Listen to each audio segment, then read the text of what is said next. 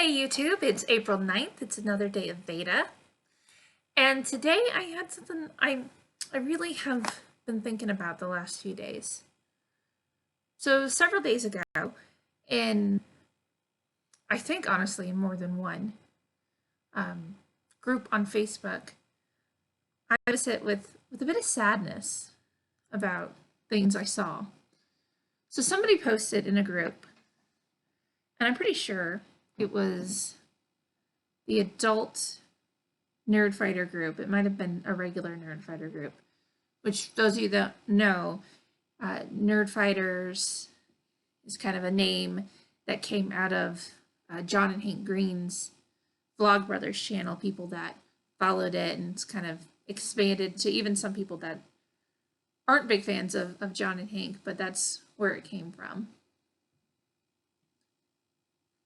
And for the most part, there's a lot of things about being a nerd fighter that I like, and I self-identify as a nerd fighter. It's someone, that wants to decrease world suck and make the world a better place and have things brighter and happier. And it's usually a fairly tolerant group, a group that stands for people that are lesser than. And do I always agree with everybody in the group's opinion? No.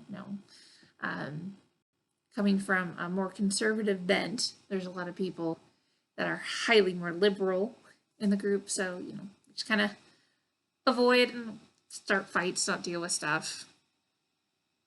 But there are a lot of things I love about that community.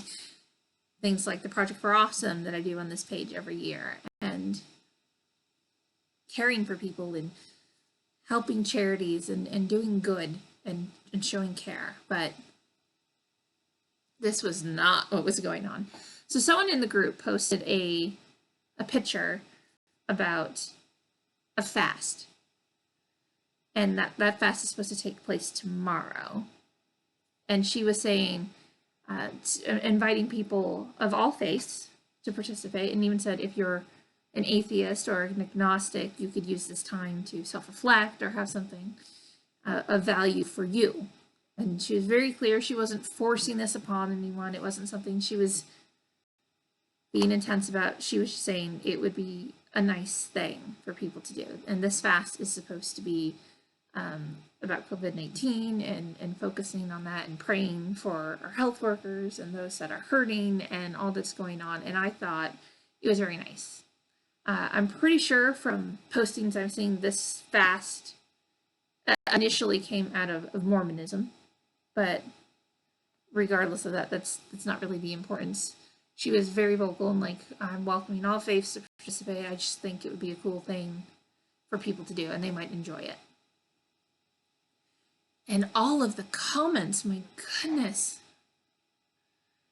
Throughout the whole thing, it was just anger and frustration and vitriol and insulting, saying, this does no good. Prayer is useless. In fact, prayer is harmful. How dare you do this? This is really offensive to me. This is a bad thing.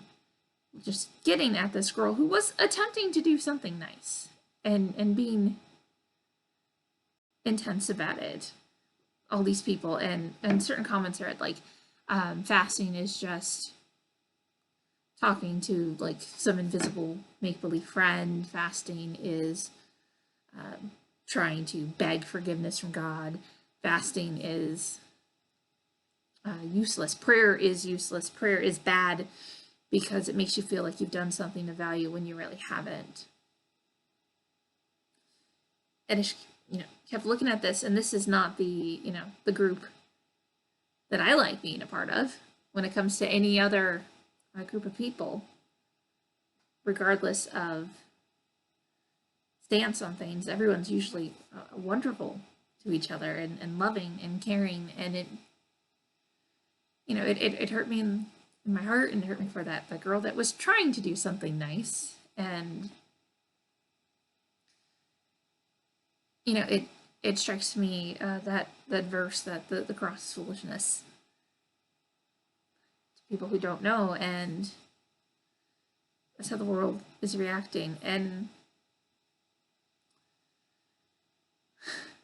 I think prayer is exceptionally powerful and beautiful, and fasting is a spiritual discipline in the realm of prayer. Fasting has been used, yes, it has been used as a contrition system. It's been used as something to ask for forgiveness for things that have gone wrong. But fasting doesn't have to be contrition or asking for forgiveness. Fasting can be used as a focusing tool. Fasting can be really neat because the idea is every time you feel a hunger pain, every time you're in that situation, it's a reminder, go to God and talk to God and focus more on God.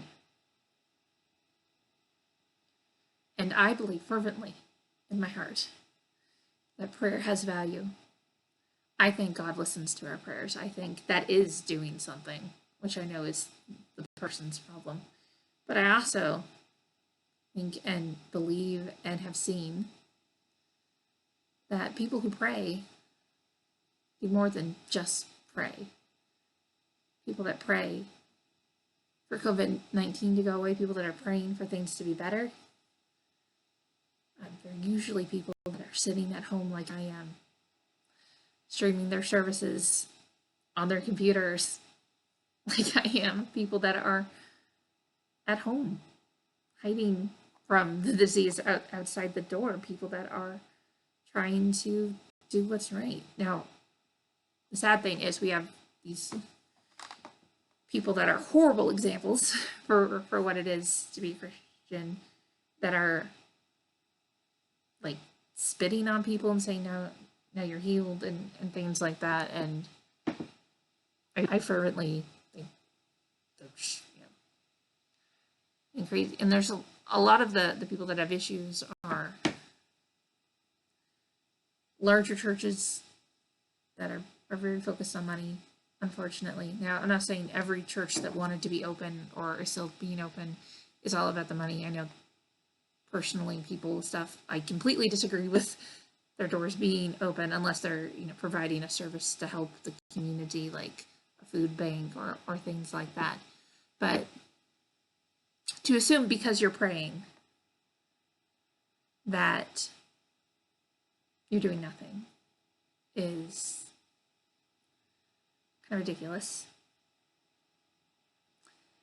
And people who are praying are doing this out of what they believe to be the most valuable. And I don't understand people who aren't Christian or aren't any faith, because this was a post that was very clearly didn't mention Jesus, and it was open to people of all faiths. And she said, maybe people who aren't Christian could, or religious, could find some value in it.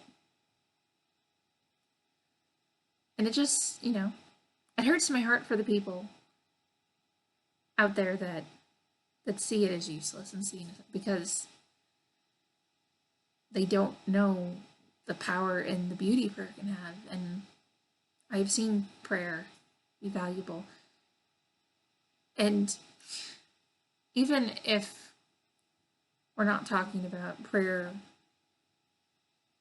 making things happen through prayer and things of that nature, and God is not a genie, God doesn't just grant us wishes or whatever, but prayer is this experience of comfort and peace, and having someone to rely on that is bigger than you and stronger than you when the world outside the window is scary and difficult and you have no power over the situation, any situation in life. But right now, literally the whole world is dealing with something we just can't control. We have no treatments, we have no vaccines, we have nothing right now. We're trying, but currently we have no way to control it. And knowing there's someone bigger than me, someone stronger than me, who knows what's going on and can guide me and help me through it, it makes my life so much calmer and so much easier to go through. I mean, praying in the grocery store because I was very nervous when I was doing my first trip in, 3 weeks. So we could get some basic supplies that we needed before we stay inside again for weeks on end. And I see in my daughter, she's going to be 2 next week, and when she gets nervous or scared, I'm like, well, who keeps you safe? Jesus, keep me safe. Or she'll, very proudly proclaim a little phrase from VeggieTales, which quarantine has made a real regular thing on our TV. Like, God made me special. And today she was, sitting at the little table drawing scribbles all over this piece of paper. And she's like, I'm drawing Jesus. I'm drawing Jesus. And my daughter, who is very young and not quite 2, and spirituality is a growing, developing thing from her. I wouldn't call my daughter a Christian at this point in time. She lives in a Christian household, but she hasn't made those steps. But I think she is finding some comfort in what's crazy around her, and she has no real understanding of, because she's a toddler, in Jesus, who she knows loves her and is strong and bigger than the boogeyman and cares about her. So, I mean, I don't want to get here and yell at people who don't understand, because again, Bible tells me that the cross is foolishness to those who don't understand, that God is foolishness, prayer is foolishness. It just, it breaks my heart to think that people feel like it's wrong and they can't see the beauty and the strength we get from it. My family has particular plans that involve food tomorrow as a means to focus on Good Friday and how special that day is for us as Christians. So I'm not going to fast tomorrow. But if you want to fast and pray tomorrow, cool. I mean, my issues with Mormonism are something completely separate, and maybe another video talk about theological concerns and differences. But this is a spiritual practice that we Christians can participate in. And, as we are in Holy Week, it's Maundy, Thursday, let's go forward and spend time in prayer and spend time in focus. I was blessed to watch a live stream of a church I've never been to today, but I just happened to get a suggestion on Facebook to watch. Do their Monday, Thursday service, and praying and worshiping and connecting with other believers. It was beautiful, and I cried a little because I miss that communal thing, and it was special. So I'm praying for you out there, even those who don't think prayer is of value, especially those that don't think prayer is of value, because I hope one day you'll come to that foolish cross and see how much it does do and how valuable it is. All right, guys, I love you all. God bless. I will see you tomorrow for my Good Friday service I made for church.